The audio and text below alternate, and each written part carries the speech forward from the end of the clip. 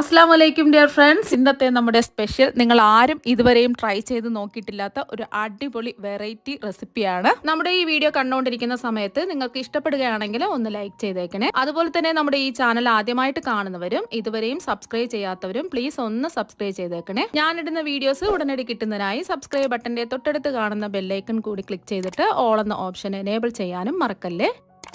ആദ്യം തന്നെ ഇതിനായിട്ട് ഞാനിവിടെ കുറച്ച് തേങ്ങാ കഷ്ണങ്ങൾ എടുത്തിട്ടുണ്ട്. ഇതുപോലെ ചെറിയ കഷ്ണങ്ങളായിട്ട് കട്ട് ചെയ്തെടുക്കാം. ഇതിന് പകരമായിട്ട് നിങ്ങൾക്ക് ചിരകിയ തേങ്ങ വേണമെങ്കിലും എടുക്കാം. അല്ലാന്നുണ്ടെങ്കിൽ ചിരട്ടയിൽ നിന്നും തേങ്ങ ഇതുപോലെ അടർത്തി എടുത്തിട്ട് ചെറിയ കഷ്ണങ്ങളായിട്ട് ഇതുപോലെ കട്ട് ചെയ്തെടുത്താലും മതി. തേങ്ങ ചിരട്ടയിൽ നിന്ന് വിട്ട് കിട്ടുന്നതിന് വേണ്ടിയിട്ട് നമുക്ക് ഇഡലി ചെമ്പിൽ കുറച്ച് വെള്ളം തിളപ്പിക്കാൻ വെക്കാം. അതിലേക്ക് നമുക്ക് തേങ്ങ കുറച്ച് സമയം ഒന്ന് ആവിയിട്ട് എടുക്കുന്ന സമയത്ത് ഇതിന്റെ ചൂട് മാറി കഴിയുമ്പോൾ ചിരട്ടയിൽ നിന്നും തേങ്ങ വിട്ട് കിട്ടും. അങ്ങനെ വേണമെന്നുണ്ടെങ്കിൽ അങ്ങനെ എടുക്കാം. അല്ലാന്നുണ്ടെങ്കിൽ ചിരട്ടയിൽ നിന്നും തേങ്ങ വിട്ട് കിട്ടുകയാണെന്നുണ്ടെങ്കിൽ എടുത്തിട്ട് ഇതുപോലെ ചെറിയ കഷ്ണങ്ങളായിട്ട് കട്ട് ചെയ്തെടുക്കുക. ഇതിന്റെ ബ്രൗൺ ഭാഗമൊന്നും കളയേണ്ട ആവശ്യമൊന്നുമില്ല. ഇതിന്റെ ബ്രൗൺ ഭാഗത്തോട് കൂടി തന്നെയാണ് എടുക്കുന്നത്. ചിരകിയ തേങ്ങ ആയാലും ബ്രൗൺ ഭാഗം കളയേണ്ട ആവശ്യമൊന്നുമില്ല. നമുക്ക് ഈ നമ്മൾ കട്ട് ചെയ്തെടുത്ത തേങ്ങ ഇനി മിക്സിയുടെ ജാറിലേക്ക് മാറ്റാം. ഒരുമിച്ച് അങ്ങ് മാറ്റരുത്, കുറച്ച് കുറച്ചായിട്ട് ഒന്ന് പൊടിച്ചെടുക്കുക. അപ്പൊ മിക്സിയുടെ ഒരു ചെറിയ ജാർ എടുത്തിട്ടുണ്ട്. ഇതിലേക്ക് നമുക്ക് കുറച്ച് കുറച്ചായിട്ട് തേങ്ങ ഇട്ട് കൊടുത്ത് ഒന്ന് നമുക്ക് പൊടിച്ചെടുക്കാം.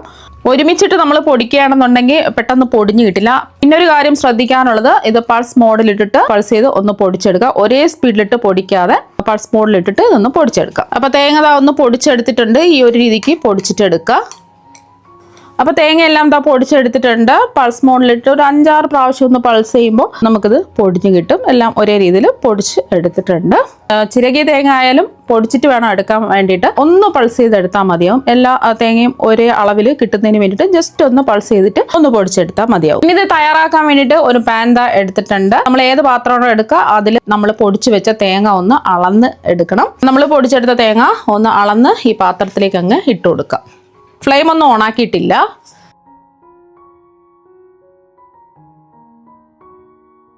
അപ്പൊ നമുക്ക് 4 കപ്പ് പൊടിച്ച തേങ്ങയാണ് കിട്ടിയിട്ടുള്ളത്. അതിനനുസരിച്ച് വേണം നമുക്ക് ഇതിലേക്ക് ശർക്കര ചേർത്ത് കൊടുക്കാൻ. അതുകൊണ്ടാണ് അളന്നെടുത്തിട്ടുള്ളത്. അപ്പൊ നമ്മൾ ഇതുപോലെ അളവ് കപ്പില്ലാന്നുണ്ടെങ്കിൽ നമ്മൾ ചായയും വെള്ളമൊക്കെ കുടിക്കുന്ന ഗ്ലാസ്സിൽ ആയാലും മതി. തേങ്ങ ഒന്ന് അളന്നെടുക്കുക. എന്നിട്ട് വേണം ശർക്കര ചേർത്ത് കൊടുക്കുക. ഇനി ഇതിലേക്ക് നമുക്ക് ശർക്കര ചേർത്ത് കൊടുക്കാം. ഞാൻ ഇടികല്ല് വെച്ചിട്ട് കുത്തി പൊട്ടിച്ച് എടുത്തിട്ടുള്ളതാണ്. ഇത് കല്ലും മണ്ണും അഴുക്കൊന്നും ഇല്ലാത്ത ശർക്കര ആയതുകൊണ്ടാണ് ഇതിലേക്ക് നേരിട്ട് ചേർത്ത് കൊടുക്കുന്നത്. അപ്പൊ കല്ലും മണ്ണും അഴുക്കൊക്കെ ഉള്ള ശർക്കരയാണെന്നുണ്ടെങ്കിൽ ആവശ്യത്തിനുള്ള ശർക്കര എടുത്തിട്ട് കുറച്ച് വെള്ളം ഒഴിച്ച് ഒരു 1/2 കപ്പ് വെള്ളമൊക്കെ ഒഴിച്ചിട്ട് ഒന്ന് മെൽറ്റ് ചെയ്തിട്ട് അരിച്ചിട്ട് വേണം ഇതിലേക്ക് ഒഴിച്ചു കൊടുക്കാൻ. ഒരു നൂൽപാവൊന്നും ആവേണ്ട ആവശ്യമില്ല. ഞാനിപ്പോൾ ഇതിലേക്ക് 3 കപ്പ് ശർക്കരയാണ് എടുത്തിട്ടുള്ളത്. അപ്പൊ നിങ്ങൾക്ക് എത്രയാണോ മധുരം വേണ്ടത് അതിനനുസരിച്ചിട്ട് ശർക്കര എടുക്കുക. ഇത് അത്യാവശ്യം നല്ല മധുരമുണ്ട്. ഇത്രയും മധുരം വേണ്ടാന്നുണ്ടെങ്കിൽ നമ്മൾ 2 കപ്പ് ശർക്കര എടുത്താലും മതി. ഇനി നമുക്ക് ഫ്ലെയിം ഓൺ ആക്കി കൊടുക്കാം. എന്നിട്ട് കൈവിടാതെ വേണം ഇത് ഇളക്കി കൊടുക്കാൻ. കുറച്ച് സമയം എടുക്കുള്ളൂ. പെട്ടെന്ന് തന്നെ നമുക്ക് റെഡിയായി കിട്ടും. ആദ്യം നമുക്ക് ഈ ശർക്കര എല്ലാം ഒന്ന് ഉരുകി തേങ്ങയായിട്ടൊന്ന് മിക്സ് ആയി കിട്ടണം. അതുകൊണ്ട് ലോ ടു മീഡിയം ഫ്ലെയിം വെച്ച് കൊടുക്കാം. ലോ ടു മീഡിയം ഫ്ലെയിമിലും വെച്ചിട്ട് വേണം ഇത് റെഡിയാക്കി എടുക്കാൻ. ഒരുപാടങ്ങ് ഫ്ലെയിം കൂട്ടി വെക്കരുത്, എന്നാൽ പിന്നെ കറക്റ്റ് ടെക്സ്ചറിൽ കിട്ടില്ല. ഇത് നിങ്ങൾക്ക് പഞ്ചസാരയിൽ വേണമെങ്കിലും റെഡിയാക്കി എടുക്കാം. പഞ്ചസാരയിലാവുമ്പോൾ പാൽപ്പൊടിയും പാലും ഒക്കെ ചേർക്കേണ്ടി വരും. എന്നാൽ മാത്രമേ ആ കറക്റ്റ് പെർഫെക്റ്റ് ടേസ്റ്റ് കിട്ടുള്ളൂ. അപ്പോൾ ഇതാവുമ്പോൾ 2 ചേരുവകൾ മാത്രം മതി നമുക്കിത് പെട്ടെന്ന് റെഡിയാക്കി എടുക്കാൻ വേണ്ടിയിട്ട്. ഒരുപാട് ചേരുവകളുടെ ആവശ്യമൊന്നുമില്ല. ഇതിൽ നെയ്യോ കാര്യങ്ങളോ ഒന്നും ചേർക്കേണ്ട ആവശ്യമില്ല. നല്ല പെർഫെക്റ്റ് ടേസ്റ്റ് ആയിരിക്കും. അപ്പോൾ കൈവിടാതെ ഇതുപോലൊന്ന് ഇളക്കി കൊടുക്കുക. ശർക്കര എല്ലാം ഒന്ന് മെൽറ്റായി വരണം.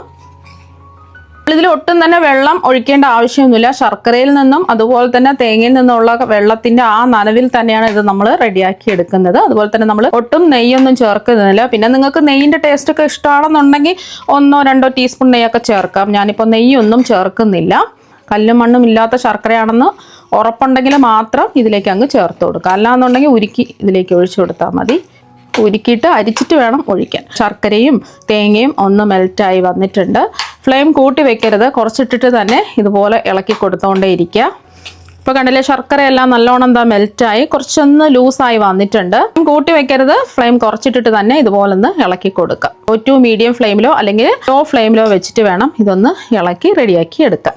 ഇതുപോലെ കുറച്ചൊന്ന് വറ്റി വരുന്ന സമയത്ത് മീഡിയം ഫ്ലെയിം വെച്ച് കൊടുക്കുക. എന്നിട്ട് കൈവിടാതെ ഇളക്കി കൊടുത്തുകൊണ്ടേ ഇരിക്കാം. പാനിൽ നിന്ന് ഒന്ന് വിട്ട് വരുന്നവരെ ഇളക്കി കൊടുക്കേണ്ടി വരും. ഒരുപാട് അങ്ങ് കട്ടിയാവാൻ പാടില്ല. സ്കൂൾ വിട്ട് വരുന്ന കുട്ടികൾക്കും അല്ലെങ്കിൽ വീട്ടിൽ ഗസ്റ്റ് ഒക്കെ വരുന്ന സമയത്തൊക്കെ നമുക്ക് പെട്ടെന്ന് റെഡിയാക്കി കൊടുക്കാൻ പറ്റുന്ന ഒന്നാണ്. നല്ല ടേസ്റ്റുമാണ് കഴിക്കാൻ വേണ്ടിയിട്ട്. വീട്ടിൽ തേങ്ങയും ശർക്കരയും ഉണ്ടെന്നുണ്ടെങ്കിൽ പെട്ടെന്ന് നമുക്ക് റെഡിയാക്കി കൊടുക്കാവുന്നതേ ഉള്ളൂ. 2 ചേരുവകൾ മാത്രം മതി, ശർക്കരയും തേങ്ങയും മാത്രമേ ഞാനിതിൽ ചേർക്കുന്നുള്ളൂ. ഇപ്പോൾ കൈവിടാതെ ഒന്ന് ഇളക്കി കൊടുത്താൽ മാത്രം മതി. ഒരു 10 മിനിറ്റൊക്കെ സമയം എടുക്കുള്ളൂ ഇത് റെഡിയായി കിട്ടാൻ. അപ്പോൾ ഇതൊന്ന് വറ്റി വന്നിട്ടുണ്ട്. ഇനി ഒരു 2-3 മിനിറ്റ് ഫ്ലെയിം കുറച്ച് വെച്ചിട്ട് ഒന്ന് ഇളക്കി കൊടുക്കുക. ഇതിൽ നിന്നും എണ്ണ ഇറങ്ങി വരും. അപ്പം അതുവരെയും ഒന്ന് ഇളക്കി കൊടുക്കുക.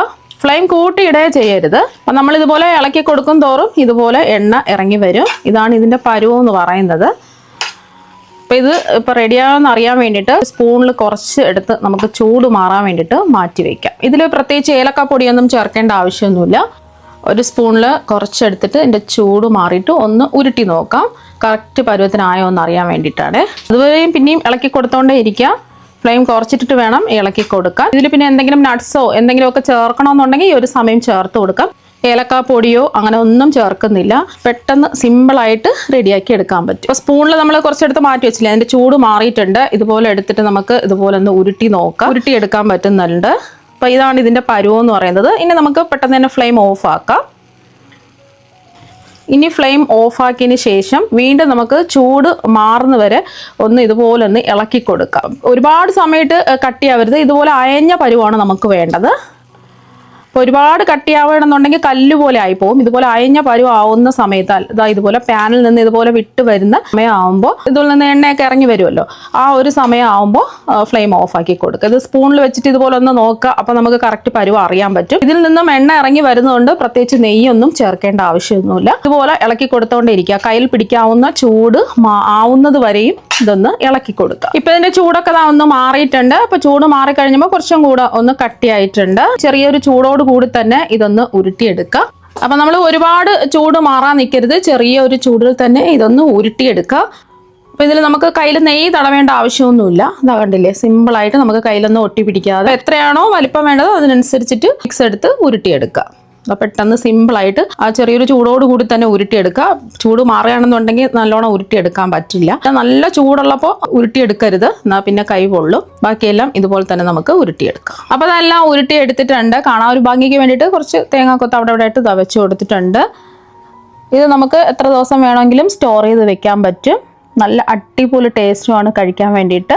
അപ്പോൾ ഈർപ്പമൊന്നുമില്ലാത്ത ഗ്ലാസ് ജാറിലിട്ടിട്ട് നമ്മൾ അടച്ച് സൂക്ഷിച്ച് വെക്കുകയാണെന്നുണ്ടെങ്കിൽ എത്ര ദിവസം വേണമെങ്കിലും കേടുകൂടാതെ ഇരിക്കും. അപ്പോൾ വെറും 2 ചേരുവ വെച്ചിട്ട് നമുക്ക് പെട്ടെന്ന് റെഡിയാക്കി എടുക്കാൻ പറ്റുന്ന തേങ്ങ വെച്ചിട്ടുള്ള സ്വീറ്റ് ഇതാ ഇവിടെ റെഡി ആയിട്ടുണ്ട്. നിങ്ങൾ എന്തായാലും ഇതുപോലെ ഒരു പ്രാവശ്യം ഒന്ന് ട്രൈ ചെയ്ത് നോക്കുക. തീർച്ചയായും നിങ്ങൾക്ക് എല്ലാവർക്കും ഒരുപാട് ഇഷ്ടമാകും. അപ്പോൾ നമുക്ക് മറ്റൊരു വെറൈറ്റി വീഡിയോ ആയിട്ട് വീണ്ടും കാണാം. Thank you.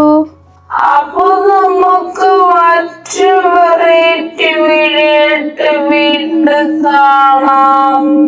Thank you.